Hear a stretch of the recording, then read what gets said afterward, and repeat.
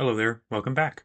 Last time we had just finished the Part 101 Nuzlocke in Cool Ranch, so if you haven't seen that video, I recommend you watch it first, and I'll put a link to it in this video description and in the card.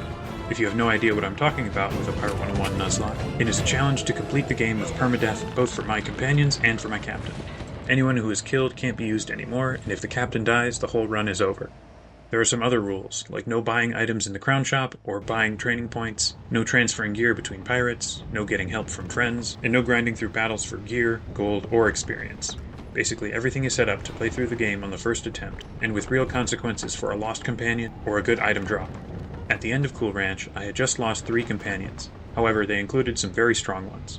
I lost Kobe Yojimbo right at the beginning, while fighting Finn, which was annoying, but not much of a surprise. The much more significant loss was the death of Peter Quint, while fighting Frogovia. I had made it through 3 worlds without any losses, so losing my best companion so suddenly was pretty bad. The final loss was Barnabas, who died in the final battle of Gaspard's promotion quest. I still have a strong crew, and a lot more companions coming in later, but it is concerning to lose so many of the strongest ones before even halfway through the challenge. The goal for the challenge is to defeat Rooke, the Grand Marshal of the Armada, at the end of Marleybone, which leaves just 2 worlds left, but they are both a major step up in difficulty compared to at least the first 3. If I can defeat Rooke, I may go farther and try and complete the game, but Rooke is the goal, and has been since the start of the challenge. We pick up just as I'm arriving in Hamamitsu Skyway, on our way to find Egg Foo Young. He's the pirate lord of Mushu, and we suspect he may have another piece of the map to El Dorado. We have found a picture of Marco Polo's crew, and Egg was in it. Avery told us to meet with Zhu Ro in Hamamitsu, and that he could help us find Egg. Zhu Ro will only tell us how to find him after we help him get an Imperial permit for his tea house. This isn't hard, and he directs us to meet with Shiro Kujo, who is a member of the Yakuza. Egg is a prisoner of the Yakuza, so we will need to deal with them if we want to speak with him. The Yakuza base themselves in Kotan Skyway, but foreigners are not allowed to leave Hamamitsu Skyway. Kujo will provide us a way into Kotan, if we can get him gold tribute from the Marleybone ships in Hamamitsu. The ship goes down quickly, and when we return, he has us hide ourselves in some barrels that he will ship to the Yakuza cave. We arrive in a cave with several Yakuza around us, and we can see Egg in a cage. We speak with the Oyabun, but he will only let us talk to Egg if we help the Yakuza. Turns out the Yakuza are not just criminals, but aim to fight corruption in the Imperial government. If we prove that we are willing to help them, then we can speak with Egg. The first task is to go to Yagizawa village, and the Yakuza contact there has us assault the governor's palace to retrieve the villagers' taxes, and redistribute them back to the people. Inside we have to fight through the samurai guards to get a key, and then continue fighting on to find the governor. This is the first fight in Mushu, and reveals what the new difficulty will be like. The thing that jumps out the most is the high level of damage. That is only going to continue going up as I get further. It gets close to killing El Toro, but I'm able to save him and continue on to the final fight. The governor himself doesn't fight, but he has 2 champions as a last line of defense. Unfortunately for him, they get spread out over the long battle map, and I take them down without any losses. We retrieve the money and distribute it to the villagers directly, which takes longer than it seemed like it should, but after we finish it, it's time to get back to the Oyabun. He is pleased with our progress and rewards us with travel papers for our ship, but he still won't let us talk to Egg. Next up is Sujimura village, where we are tasked with reclaiming the town's rice from General Tso's ships. He is the military governor of the whole Skyway, and the primary opponent of the Yakuza. The ships are a little tough, and I get boarded several times, but we win the race. While we have been making progress in helping the people of Kotan, General Tso is still seen as benevolent, so we need to discredit him. He has sponsored Takeda Mumori, one of his lieutenant's weddings. We need to go and trash the place. To get in, we steal an invitation and make a forgery, before meeting up with Taro Momori, who has abandoned his clan and even joins our crew. He's a pretty good buccaneer, and is at a high level, so I'll be using him for a while. We enter the compound and fight our way through some guards to steal the wedding gift, then graffiti the manor's walls. It's all successful, but El Toro comes close to death again. Swashbucklers just don't have much health. As we are interrupting the theater entertainments, Takeda finds us and sends his guards after us. They go down without much trouble, but now we need to fight our way out. There are multiple battles in a row in the courtyard, but it all ends pretty quickly. We make our escape and sail back to the Yakuza cave. We have done enough to speak with Egg Foo Young, and it turns out he is the true Oyabun of the Yakuza, and does the prisoner routine to protect himself.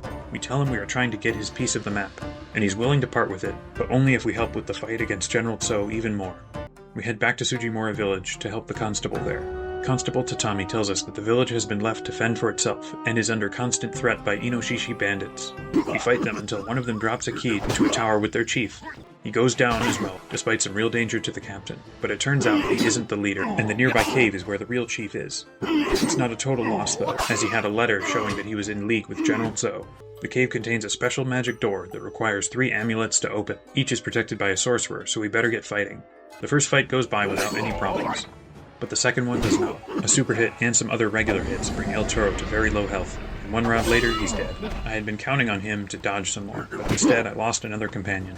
It also keeps the trend of only losing main quest companions. I really wasn't expecting to lose another companion in one of the more generic Inoshishi fights, but El Toro just didn't make it. I had been waiting to do his promotion quest until I was a bit higher level, but now I'll never use his stronger form. He's not critical for Buccaneers, but it is a bad sign that I'm losing companions to generic fights. I'll need to make sure that I'm prepared at all times, and not just for big set-piece battles. That sucks, but I move on, using Bonnie Ann and win the 3rd amulet. I charge through the gate and attack the Inoshishi clan lord. He falls, but tells us that their plan is already underway. They are already on their way to Yamakai. We sail there and reach the island before anything has happened, though, and speak with Wanmo, the monk. He tells us of the cause of Mushu's problems. A very familiar-looking necromancer has cursed the emperor into a coma, and while he is weak, others have taken the opportunity to wreak havoc. General Tso is one of them. Before Wanmo can tell us more, he is killed by ninja pig assassins. Kobe knows where their hideout is, so we sail there and attack. Feeling a little deja vu here, as there is another magic door that needs 3 keys to open. This time though, all 3 fights go well, and we can move on to the main chamber. There are 3 more fights, and we learn that the ninja pigs have been hired by Dr. No, General Tso's right-hand man. We rush to tell the mayor of Sujimura, and get there just in time to protect him from more ninjas. We report to Egg Fuyang, and he has us attack Dr. No on his ship. Like most ship fights, it's very easy, and he starts at half health. Dr. No folds and tells us some very important information. He sent ninja pigs who stole Marco Polo's map, and now General Tso has it. He has made a deal to trade it to the Armada in exchange for weapons. Now the pressure is on, both to save Mushu from General Tso and recover the map before the Armada gets it. If it seems like this is going by quickly, it has taken longer than it might seem. I've been completing all the side quests as I go, which takes time, but also keeps me just a level or 2 above the main quest. Most of the side quests are very easy and without any risk to companions, but if one of them comes up that's very dangerous, I'll make sure to mention it. With that said, it's time to finish the Skyway and take the fight to General Tso himself. We fight through some samurai before attacking the arsenal. We blow up all the guns that Tso got from the Armada, in order to draw out his army from the inner gate. 2 more battles clear the courtyard, and then 1 more fight in the barracks gets us the key to the main castle. Gaspard came close to dying, but he was able to block his way out of it, unlike El Toro. Once inside the castle, we finally lay eyes on General Tso. He is furious with us for all that we have done to him, but he leaves us to go deal with the Armada while Takeda Momori gets his revenge. That is, until we defeat him and chase General Tso into his inner sanctum. The surprise is waiting for us in the form of Rooke. He has a very cool voice. I am Rooke, Grand Marshal of the Armada. This is our primary target for the challenge, and the one who sold Tso his guns, and who now holds the piece of the map. He wants to fight us, but only if and when it would be a good fight, so he takes his leave. That leaves us with General Tso. The fight with General Tso is intimidating, and I make sure to bring some companions that it wouldn't be the end of the world if I lost. I bring Taru Momori, Thunderhoof, and the Lost Ranger. The fight has a few special conditions, where General Tso himself is indestructible and can't be killed, and the way to win is to threaten his pet chicken. The chicken is surrounded, so I'll need to kill at least 1 samurai to get close. My Buccaneer charge lets me get there in the first round, and I do some serious damage, but don't kill him right away. I also lose most of my health, so things are getting risky. I heal up while Taro gets some hits in on him. Taro kills him while I buff myself again, and I can finally threaten General Tso's chicken. Things got very close to losing Taro, Thunderhoof, and even the captain, but I make it to the end of the fight. General Tso surrenders and reveals that he already gave the Armada the map. But that isn't the end of our time in Mushu. To read what we have of the map, we need to get it translated, so we travel to Subata. The whole vibe in Subata is a lot more relaxed, despite the dangers, as there isn't any time pressure for this mission. After proving ourselves by fighting the Amber Horde ships, the governor of Subata sends us to the library, where we can translate the map, but the scroll we need was stolen. We have no idea where the Horde will have taken it, so we talk with the last person who might be able to help, Shunzang the Wise. He can't help us translate it himself, but he knows the sage who taught Marco Polo originally, so we need to find Cao Tzu. He will be hard to reach, as we need 5 turtle balls to summon him. Shunzang and his 4 companions each carry one, and he will give us his if we can get the other 4. First to come is Monkey King, who was imprisoned on the Sacred Mountain. Before that, though, it's time for another promotion quest. Gaspard has been contacted by Special Branch to recover a conundrum machine from the Armada. The war isn't going well, and Marleybone needs every advantage it can get. We have to spend some time in Cool Ranch making a duplicate before returning to Valencia, where we assault an Armada fortress. It all goes well, and we grab the machine and sail back to Skull Island. Gaspard is rewarded with some fancy new armor and gains an epic talent. Back in Mushu, we have no trouble reaching Monkey King, and he will give us his turtle ball if we can free him from his cage. We learn that his cage has no key, and we need to get him his golden staff to break the bars. The Dragon King has the staff, and after fighting our way to him, he gives us the challenge. He will give us the staff if we can retrieve his stolen egg from the Valley of the Titans. This is back in Khotun Skyway, so we head back to Sujimura village. The way to the egg is blocked, so we speak with some monks. They tell us that the Tengu hold the temple and have summoned a Stormzilla. The only way to fight the Stormzilla is to climb into Stupendor X, an ancient giant robot. The fight isn't very hard, but it is pretty fun to fight a giant monster and have the whole valley as a battle board. During the fight, the way into the temple is open, so we head in and fight off some of the Tengu. Both Gaspard and Taro are nearly killed, but I'm able to keep them alive. With the egg in hand, I return to Dragon King. He gives us the staff, but advises against giving it to Monkey King. We don't really have any other plans though, so we head back to his cage and give it to him. He breaks the bars and tells us his turtle ball is in a nearby cave. To the surprise of no one, he turns on us and we have to fight a bunch of copies of him. The fight is dangerous, nearly killing Gaspard, which seems to be becoming a pattern. We head back to Shunzang and tell him the bad news. He is also unsurprised and tells us a new plan to get Monkey King to follow our commands. We need to find the Crown of Command and hide it in his armor. The crown is held in the Ninja Pig's Shadow Fortress, so that's where we're headed. Convenient for us, they also have his armor there. We attack the fortress and have 4 generic Ninja Pig fights before fighting Pork Shadow deep in one of the caves. Taro almost dies in one of the fights, but otherwise everything is fine. Unfortunately, this cave takes us to the wrong side of a chasm, so we head back out to the surface and fight 2 more generic battles on our way to the main chamber. The final fight is against Kirigi, the ninja leader, who would be dangerous, but we only have to kill him, not his minions. Because of that, we can focus on him and take him down in one round. We head down and hide the crown in the armor, and then head back to Supada. We get there just before Monkey King, and use the command words to control him. Bit of a sketchy way to get a new companion, but that's how it goes. He tells us that he doesn't have the turtle ball anymore, that he gave it to someone who was looking for us to use as bait. Turns out it's the brass monkey again, looking for revenge. He would have had a much better chance if the fight wasn't on a ship, but as it stands he goes down and we get the first turtle ball. Shunzang then directs us to the northern temple to get the next turtle ball from Pigsy. The way to the temple is blocked by a mystical fog, and the nearby monks tell us that the only way through is with a special blessing. Before they will help us though, we need to find a safe place for them to stay. So we find a tower full of ghosts, reclaim a lost standard from the Amber Horde, fight the ghosts to place the standard in the tower, then fight 3 battles with the Amber Horde to get a sacred gong, urn, and statue. And then the monk finally gives us the blessing. None of the fights are very hard, but they do take a while. With the blessing given, we can pass through the fog and reach Pigsy. He would give us his turtle ball, but it's another thing that was stolen by the Amber Horde. So for one final time, we attack the Horde, this time taking out the Khan and claiming the second ball. Monkey King suggests going after Friar Sand next, but before that, traveling to Raven Island to pick up a pearl. He won't say why it's important, but we go along anyway and fight a Raven sorcerer and take the Pearl of Winter from him. We then travel to the Temple of the East Wind. This time there's no delay, and we can meet with Friar Sand right away. He has sworn not to give up his turtle ball to anyone, especially Monkey King. To make things more complicated, he also can't be defeated when he is in or on the water. This is why we need the pearl. We throw it into the water, causing it all to freeze, and Friar Sand to be vulnerable. I guess ice doesn't count as water. It's another fight where I only have to defeat one enemy, and Friar Sand isn't strong enough to stop us all on his own. We take the turtle ball from him and make our way to the final temple in the west. We get there and meet with Dragon Prince, who is willing to give us his turtle ball, but only if we recover 3 items stolen from his father. Dragon King just keeps getting things stolen from him. This time it was the Order of the Crimson Lotus on Wino Shrine. There are 3 battles against their guardians that don't take long, but as we fight, the monks keep saying they are peaceful. After a very sad speech from a Elephant Guardian, we learn from the monks that we have been tricked. It turns out that who we thought was Dragon Prince was actually Lopan, the sorcerer, who has cursed Dragon Prince into a wind horse. It's time for some revenge, so we race back to the Western Temple and attack Lopan. The fight is very easy, despite him trying to teleport away in the middle of it, and then we head back to Wino Shrine. Master Hungbao tells us how to save Dragon Prince, so we gather some sacred leaves and a horn from the Amber Horde ships, then head to the Ravaged Valley to summon the Kirin. The summoning works and Dragon Prince is restored. He gives us his turtle ball in gratitude, and it's time to return to Shunzang for the final one. He won't tell us how it got there, but his turtle ball is in Hamakala Temple.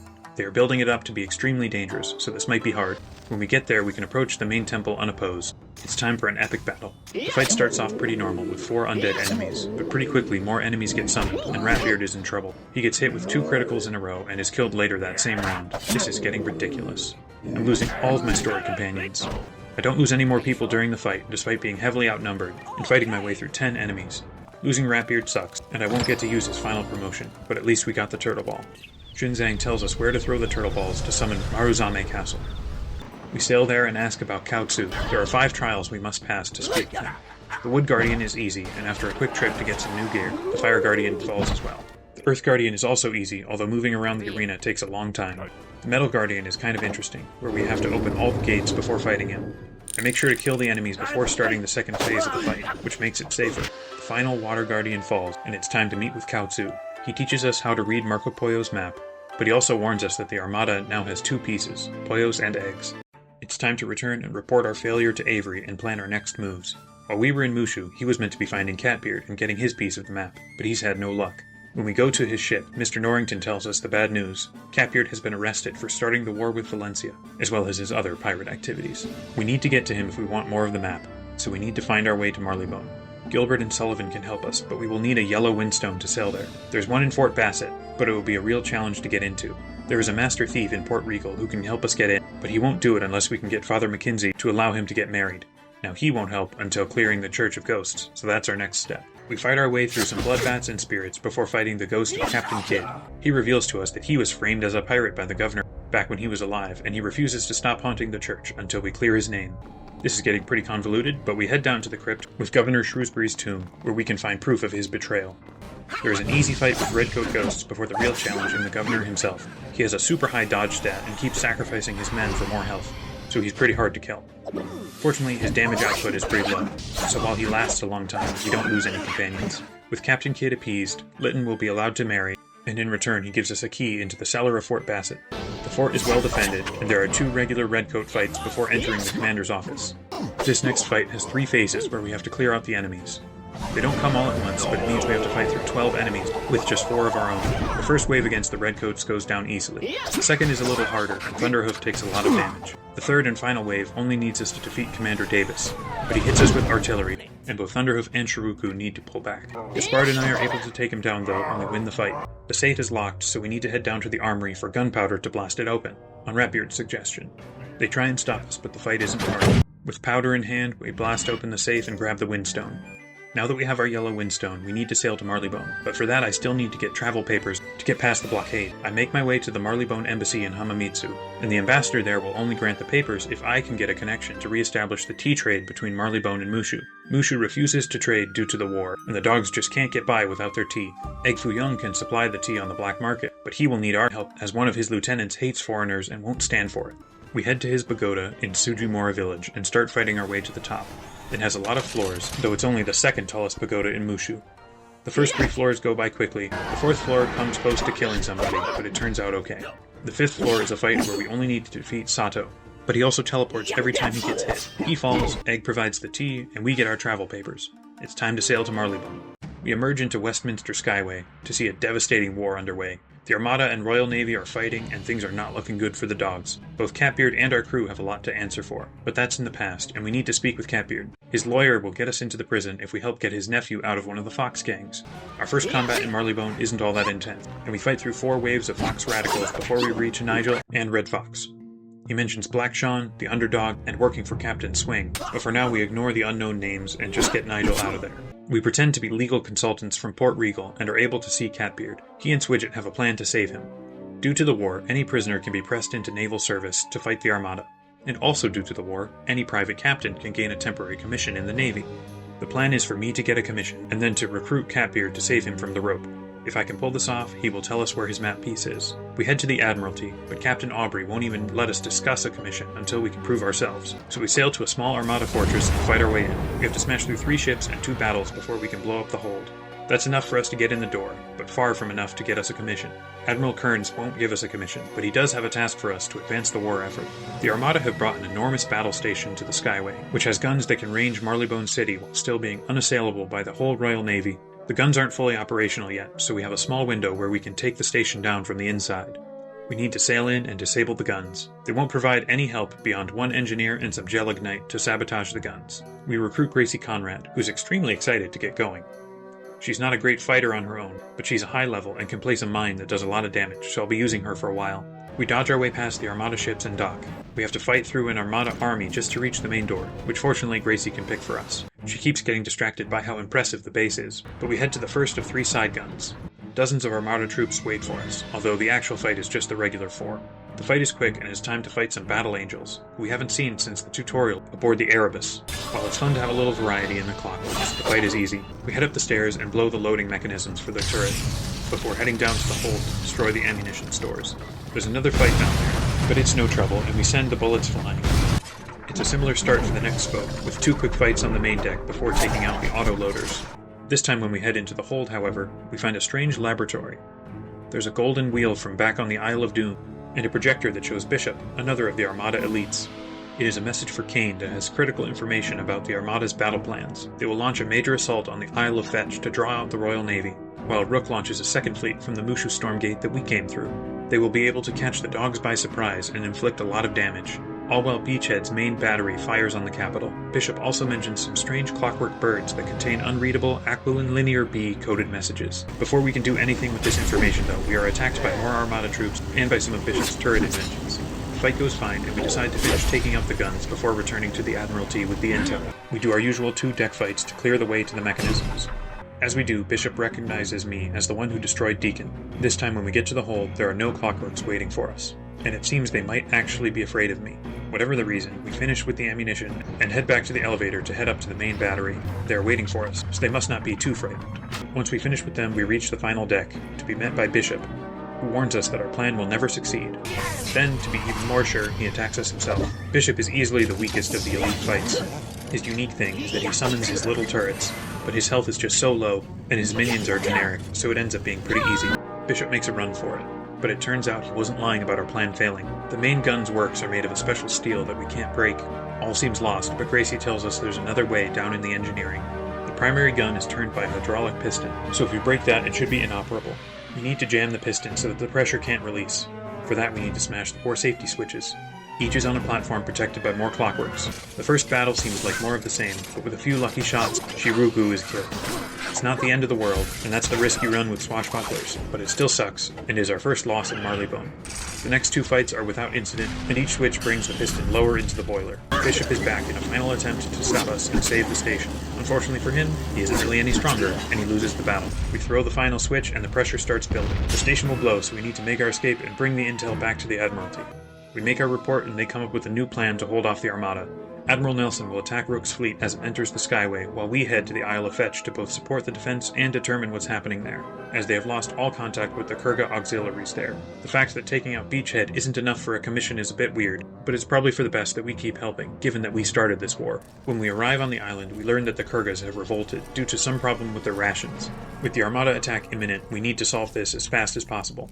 We make contact with a couple of the dog officers and help them to fight the Kurgas, which means 6 battles in a row for me. They aren't dangerous, but just long and repetitive. In the fighting, we learn that the Tigers have captured Brigadier Stewart and are holding him hostage. We attack the hotel where they're keeping him. This means 2 more regular Kurga fights, before an actually dangerous boss battle with Havildar. I bring Gracie, Gaspard, and Thunderhoof, and I need to protect Stewart during the fight. Havildar keeps healing his team, and he poisons us, before hitting multiple critical hits on Thunderhoof, which kills him. This is a pretty big loss, as Thunderhoof is my best remaining chaining buccaneer. I don't have time to worry about Thunderhoof, though, as Havildar brings Stewart nearly to the brink of death before I can finally bring him down. I make sure to heal up Stewart, which saves the battle, but leaves Gaspard to be attacked and he's killed too. This is my first time losing 2 companions in the same fight. Gaspard is another good story companion with a guaranteed super hit, so this fight is a real sacrifice for the team.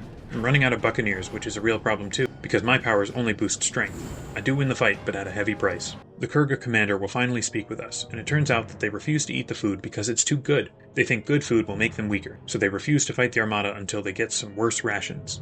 We return to the Admiralty, and they send us to the cannery to get some bad food. They have a recipe there for Marleymite that should do the job, but we need to supply the ingredients. That means 4 battles with Skygars to get their fins, 6 ship battles with cat smugglers for their prunes, and finally we chase down Black Jean Lafitte for yeast extract. He's another gang leader that takes 4 tedious battles to reach. At least his fight is a little different, in that we only have to defeat him. With the new rations in hand, we return to the island and get the Tigers back on our side. Just in time, as the Armada is making its assault. The Kurgas will hold the line where they are, while we disable the beacon that will draw in reinforcements. As we enter the ruins of the northern stretch of the island, my crew reflects on how this is kind of our fault, and if you remember back, it was also we could free Mustang Sally for El Toro. Strange how wide-reaching the ramifications are. Starting the war might actually turn out to be of significant advantage to us, as it brought the second most powerful empire in the spiral onto our side in our contest with Kane. For now, though, it's our task to try and fix this and win the war, which just so happens to align with our own goals. We charge down the street, fighting 2 regular battles, then fighting one of their officers. We don't lose anyone, and then we fight another new type of clockwork. We also saw the Dragoon back in the tutorial, but we haven't fought them before. The most dangerous thing about them is that they have the gunnery power, and use them all at the start, taking a lot of our health out. The rest of the fight turns out okay, although we nearly lose both Monkey King and Gracie. finally reach the crashed beacon ship and fight our way through the commander and his guards. We then smash the circuit so that the Armada won't be getting any reinforcements anytime soon. With the job done, we return to the Kurgas. They will continue to hold the island, although Baga Khan joins our crew. He's a swashbuckler, so I don't expect him to survive long, but he'll be good for now. We return to the Admiralty, and they tell us that now the army wants our help with something. They are building their own kind of war golem, and need our help to get them in action. We talk with the engineers, and it looks like their ordered parts have been intercepted by radicals. We fought radicals before, and they are from Albion, and are attempting to resist the Marleybone government. As much as they might have a noble cause, we need those parts to fight the Armada. So we fight radicals until they tell us where they are. A fox named McCavity has them, so we attack. During the fight, Baga Khan is killed. I knew he wouldn't survive long, but I didn't expect him to die that fast. He didn't even make it through 2 fights. Still, we get the valves and bring them back. Next, we need to get drums from one factory, and they are also being intercepted by radicals. This time we make it through the fight without any losses, and continue on to bring the drums to the factory. Nation sends us to Marcus Fox to get the golems programmed properly. To test the golems, we are sent to attack Armada ships to gather parts for training dummies. This takes a while, but when we're done we bring the parts to a warehouse. When we get there though, the golems attack.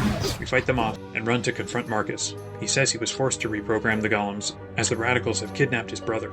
Instead of dealing with this, we decide to take a break, and do Bonnie Ann's promotion quest. She has gotten a letter from her brother, who has also been taken by the radicals. Anne used to be a radical, and they are trying to force her to stop helping Marleybone.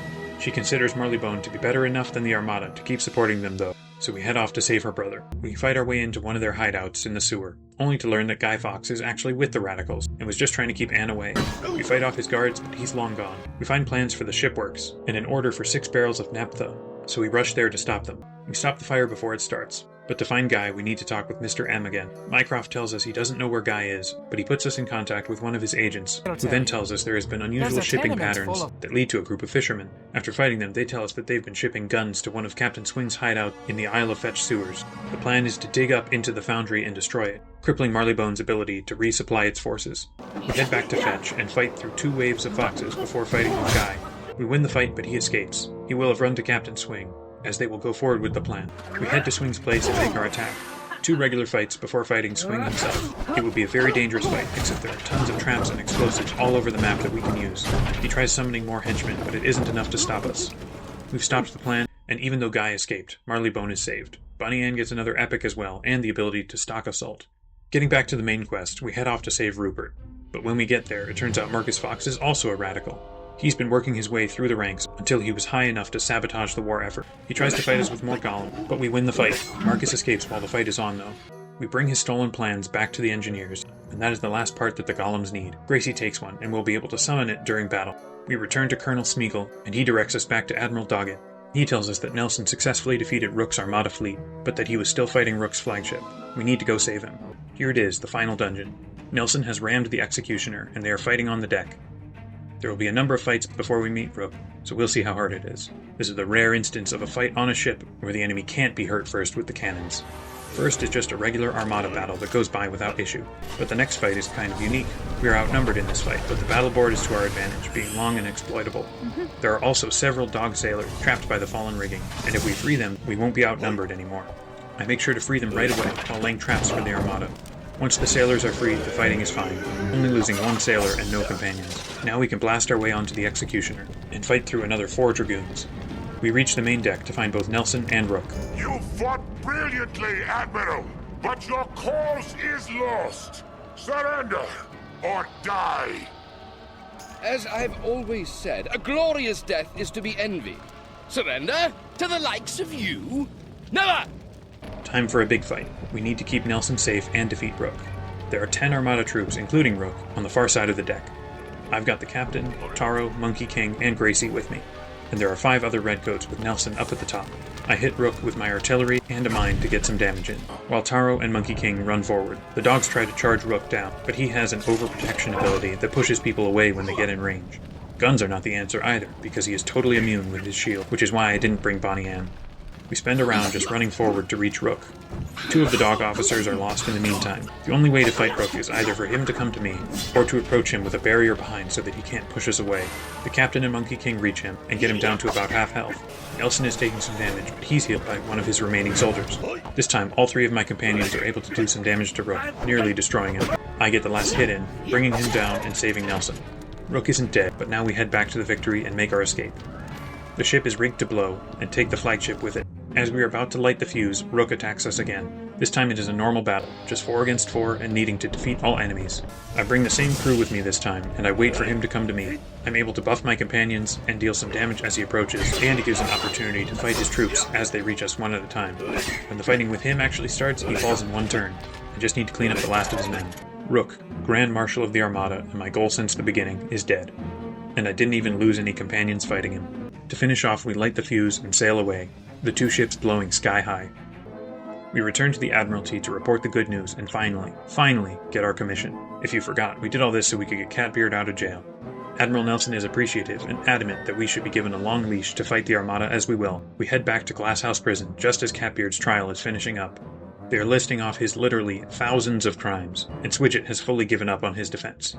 The sentence would be death, but I'm able to recruit him into my crew to keep him from being hanged. The thing that pushes it over the edge is that Swidget points out that a position fighting the Armada is nearly a death sentence anyway.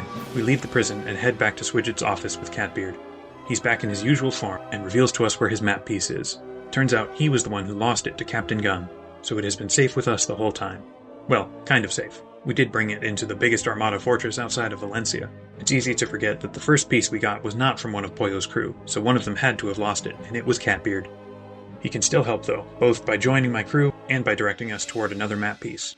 He tells us that Argos was one of the crew, and that he can be found in Aquila, so Aquila will be our next world to explore, but that will have to wait for next time. It's kind of frustrating to have 2 worlds in a row where we are not successful in getting any more of the map, but that's just how it goes. The challenge is complete.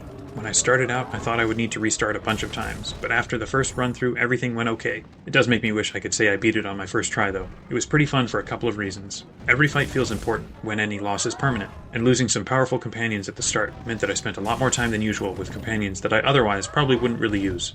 Like Thunderhoof and especially Taro, we lost 6 companions over these 2 worlds, for a total of 9 that have been lost. Losing Peter Quint is still probably the most significant loss, but the others have been pretty serious as well. I really lost nearly all my Buccaneer companions, with only Taro and the Lost Ranger remaining, and I think that the only one coming up is Hercules. This really changes the way that I play, because my Whale Song buff will only really boost the captain now. Mushu was pretty much the same compared to Cool Ranch last time, with the occasional loss but largely keeping things going through most of it. Losing Ratbeard and El Toro were rough, but I did get some good companions along the way. Marleybone was a different story, where I lost twice as many companions in a much shorter world. Even losing 2 in the same fight. If it's any indication, Aquila will be even worse, and I don't get as many companions there to make up for it. The worst loss was probably Thunderhoof, as he was the only real chainer that I lost. But I do still have a few good ones to work with. Marleybone was also the first world where I lost more companions than I gained, losing 4 and only gaining 3. It does at least make up for it by being a really cool world with a great story. The larger military defense is fun, where every quest feels impactful, and fighting 2 of the Armada elites feels important. The drama of it all is enhanced because of the whole war being our fault, and simultaneously trying to win the war and help Catbeard get away with causing the war. Add to that the criminal element with the smugglers and the radicals, and the connections in Bonnie Ann's promotion quest, all add together to make it feel like a much deeper story than King's Isle usually comes up with. It certainly feels a lot more significant than collecting the 5 turtle balls to summon a giant flying turtle castle. Now I mentioned Hercules as a companion I will get, and that's because I will be continuing the challenge beyond the original goal. I don't really expect to be able to defeat Kane, but I would like to see how far I can get with this challenge. Can I survive the Valencian guards to reach Kane? Can I even survive through Aquila? These will all be fun things to find out in part 3 of the series. It will probably be a while though, as I have a lot of Age of Empires videos I'd like to make first. My last Age of Empires video did very well, so much better than I had imagined it would, so I just want to say thank you to everyone who watched that and commented. I'd be a bit surprised if this video did as well, but don't worry. I'll be back with the final part after a few more AoE 2 videos. I won't be abandoning this. This video took a lot more time than a typical AoE 2 video, so if you enjoyed, please let me know in the comments. And also please predict how far you think I can get going forward. My best guess is that I can probably get through Aquila, but will die in the Valencian court. Likes and subscriptions are always appreciated, and I hope you have a fantastic day and to see you with the next one.